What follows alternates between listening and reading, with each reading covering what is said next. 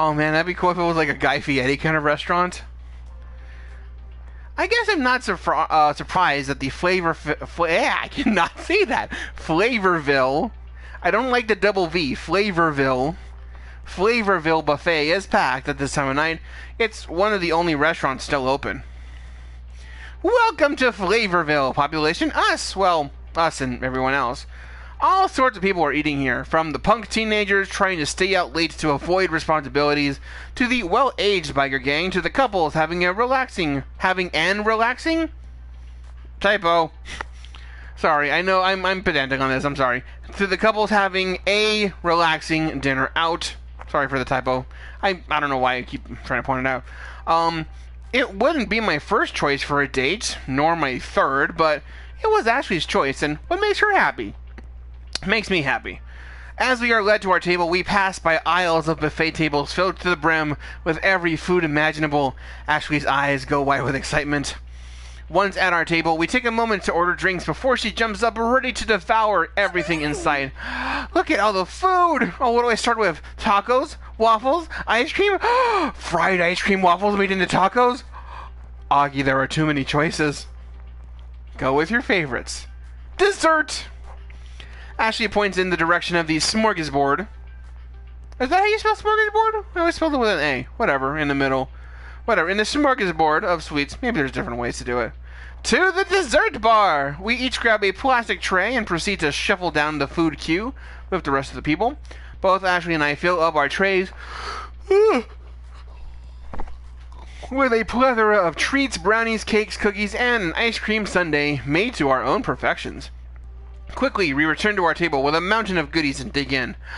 We made out like bandits. Look at this sugary goodness. We share bites from everything. Aw, tasting it all, and all of it is delicious. Maybe it's due to working up a huge appetite from all that intense bingo. That's a sentence I never thought I would say. But I wouldn't expect such flavor from a local beach buffet. I guess that's why they call it Flavorville. It's a ville full of flavor, and it ain't messing around about that. It ain't effing around. We talk of the day's events and smile happily in each other's company. Every time Ashley and I get together, it's like this. It's fun. Being with her brings me joy. Eventually, our momentum slows as we have half-eaten desserts strewn across the table.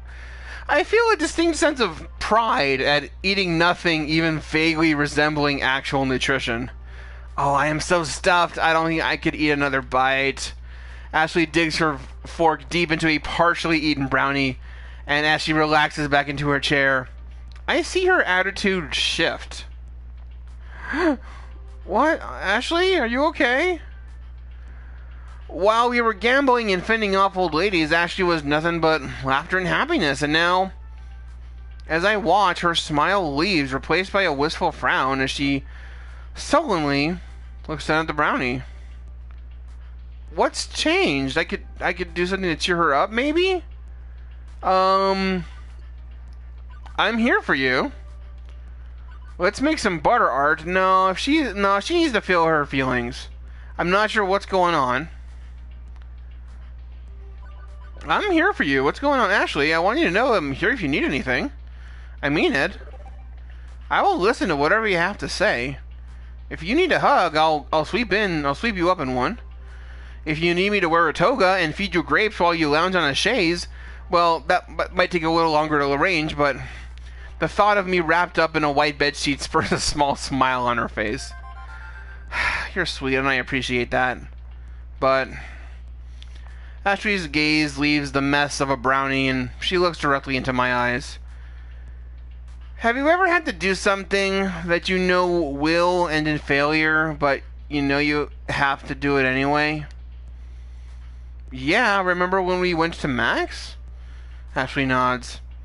Doubt ran rampant through my thoughts the entire day. I thought for sure it was going to end up with nothing accomplished. I was dead set that it would trickle down and cause the absolute ruin of the Funplex. I was scared, but you were there with me for that day. You helped me overcome those fears, and everything turned out peachy. I put my hands on Ashley's, and I squeezed them, assuredly. You are braver than you think, Ashley. What? What do you mean? In everything that you do, you've always shown me courage, from dealing with brats at the Funplex, to dressing me up for cosplay, to confronting all the old biddies at bingo. That is bravery. You're so strong and quirky and wonderful and amazing. And I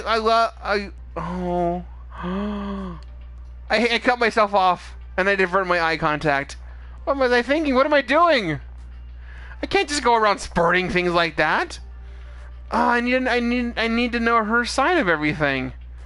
My face is a rush of red, and so is hers at this point, and I feel like I've just ruined everything. So, similar to my other romantic relations. Ashley once again fidgets with something in her jacket pocket, and I wonder what she's hidden away. Okay, let's get out of here. I need some fresh air to clear my head, and this place is suffocating. We're on the same page. I know a place that's a perfect getaway. By all means, take me there. I pick up the check, and once our financial responsibilities are settled, we head for the beach.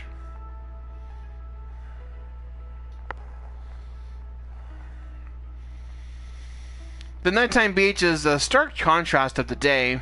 Not a soul in sight. The beach is completely dead. It's not cooled off enough to don a sweatshirt too, or at least not to be in your beach skivvies. Everything is remarkably brilliant thanks to being bathed in moonlight. And Ashley's moonlit profile is stunning. We stood mostly in silence, save for the "sure is nice out here" and other trivial exchanges. I could feel the awkward tension mounting as Ashley kept fumbling with the thing in her pocket and her facial expressions kept changing. This isn't how I pictured this night to end up. Both of us floundering around with nothing to say. I was about to chalk this up as another failure, another unrequited experience. Oh, happy things aren't for the Lobo family. I'm sorry. Sorry for what? I'm sorry for being me. I'm sorry for being awkward and weird this evening.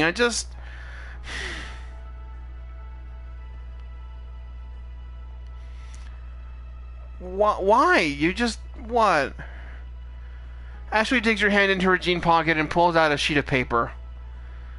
I just feel like everything leading up to this moment has been a mess. I wrote you this letter, and I haven't been able to muster enough courage to read it to you. You wrote me a letter? How old school is that, right? Can I read it to you? Yes, if you want to. Of course you can. Even though I'm dreading the worst, I can't deny Ashley this opportunity to express herself. It wouldn't be fair to her at all, not after everything that we've shared. Please do. I am interested in what you have to say. Okay, I can do this. Ashley takes a second to uncrumble the wad of paper before starting. Dearest Augie. I can hear the shakiness in her voice. My heart leaps at the thought that maybe this will turn out alright, but how many conversations end well when the threat of "we should talk" looms overhead? I steadied my heart and I activated my defense barriers, ready for the onslaught. Off the bat, I want to make one thing clear. You are the most amazing person I have ever met. Ashley. I've never known anyone as unabashedly wonderful, funny, and kind-hearted as you. Just knowing you has changed my life so significantly that words cannot even begin to explain how much you mean to me. Oh. You bring me so much happiness, and I adore spending every minute with you, even if some of it involves chasing children around the complex. You lift me up and inspire me to be a better person. I can't help it, but every time I look at you, my heart skips a beat, and I feel warm and fuzzy. You are my everything. My favorite color, my favorite person, my favorite song. Oh my god, this is so romantic. I love it. She looks up from her paper earnestly. Basically, what I'm trying to tell you is, I love you. Ashley. I love you a lot. Oh! I am completely taken aback, and all I can do is listen while she continues to read. But I know I'm not normal. Not that I know what normal is anyway. I mean, I trust you. As you know, I've been struggling with my identity. This is something that I've been dealing with for as long as I can remember. None of that has changed, and honestly, I still don't know either way. I just know that I don't see myself as 100% woman or 100% man. Some days I feel like a lady, fierce and feminine. Other days I feel like a boy, laid back and carefree. Not to say that these are the only distinctions. Sometimes I feel like an effeminate boy too.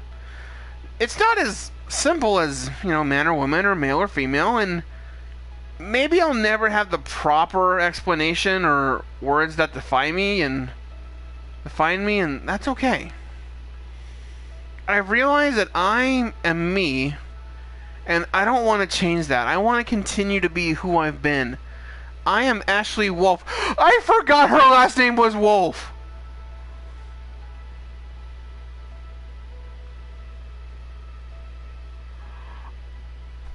I want to continue to grow and learn more about myself. I forgot her last name was Wolf. My last name is Lobo.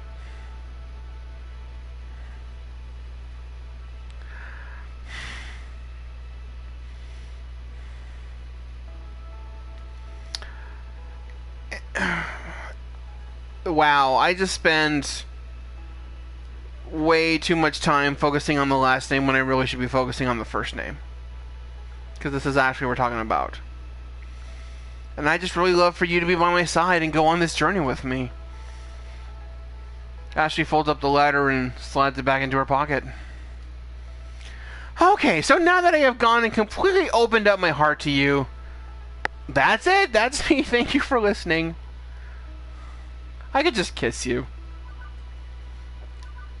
I am so touched by her words. I just want to wrap her up in my arms and share. I could totally kiss the heck out of you. That is, if that's okay with you, I mean. I've only been wanting to kiss you since, like, forever. Aww, look at us. Ashley smirks and leans in close. My heart pounds as she leans in and kisses me. Oh, this is going places. Huh. I wrap my arms around her waist and reciprocate the tender moment. I kiss her back passionately. All of my built-up emotions and kinetic tension release as we embrace. Her lips are soft and warm, and I smile happily as we continue kissing. Ashley pulls back and gently puts her hand up to my face. She smiles lovingly. Before we get in too deep, I just want to make sure you're okay with this. Can you accept me for me? Yeah. Of course. I love you, Ashley. Ashley hugs me tightly and gives me another peck. I love you so much. You mean so much to me, too. I can't say it as good as you, but the feelings are there. You are so very special to me. Aww. As you are to me. We spent the rest of the night among the moon and stars, chatting, enjoying each other's company, and, of course, exchanging kisses and tender moments. When I first thought of how this was going to go down, I would have never imagined it ending like this. I guess I did get my happy ending.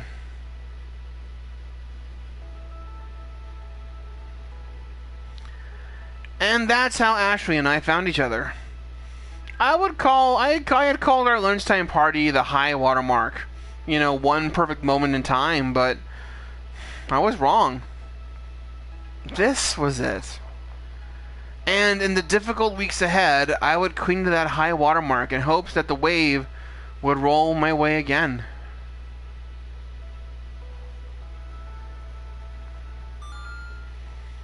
Level 5 of Arcade Spirits completed. I got a trophy. I got a Chivo. So far, you've scored 19,000 points. You are winning friends and influencing people. Oh, pizza fact time! 3 of the top 10 weeks of pizza consumption occur in January. More pizza is consumed during the big game week than any other week of the year. Do you want to save your game and progress before you proceed to level 6? Save. Okay, I've been streaming for over an hour already, minus the random excursion to help my neighbor out.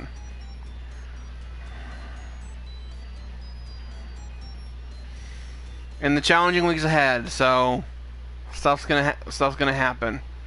Hit the lever, or is it the lever? Hit the lever.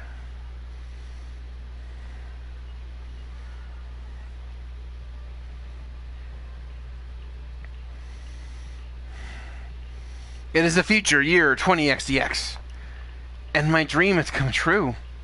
Okay, let's be honest. If you had asked me 2 months ago if my dream involved being at the event coordinator at a video arcade, I would have just stared at you kind of funny. Even now it sounds ridiculous, but it's true. I'm here. I am successful and happy. And this is my dream. Ever since Funplex Forever, business has been booming. The Funplex is packed with players day in, day out, kids, teens, college, the nostalgic ones looking for old games that they remember. I've run 3 events so far, and we started rotating our games out of storage and into play to keep things fresh. The high scoreboards are constantly shifting. In fact, things are going so well, Gavin's hinted that maybe we could start looking into a second location. But this will always be home. Seeing the smiles on coworkers and gamers alike, watching my friends laugh and play in good spirits, that's working for me, and it is bringing me joy in turn. I won't argue why. In fact, I barely understand why. But I'm happy, and that's better than I've been in years of going with the flow. Going with the flow never brought me this much enjoyment. I'd say by this point I had soundly broken the family curse. Maybe everything doesn't have to fall apart under me. Maybe I can just be happy. Maybe this is where I'm meant to be. Sign here, please. Huh? A bicycle messenger nudges a slim envelope my way again, trying to catch my attention. I'm snapped out of my happy little trance immediately. Right, no problem. After jotting down my signature, he drops off the envelope and heads right out the door. No time for Moopy or a pinball. Deliveries to make. I open it up. Augie Lobo, you are cordially invited to dine and discuss business matters at Deco's Palace with CEO Dekonami. He's a bad man. Meeting time will be 7 in the evening sharp. You may bring a guest of your choosing. Free Royal Value swipe card available for enjoyment of games prior to meeting. What? I read it through a few more times, trying to parse all the curly cues and swirls and swooshes, although that doesn't clear my confusion for the whole matter. Soon Francine looks up from her knitting, curious about the letter as well, although she seems to already have an idea of what it says. Oh, I suppose it's about that time, isn't it? Time for what? Time for what, Francine? And I think I'm going to go ahead and stop there.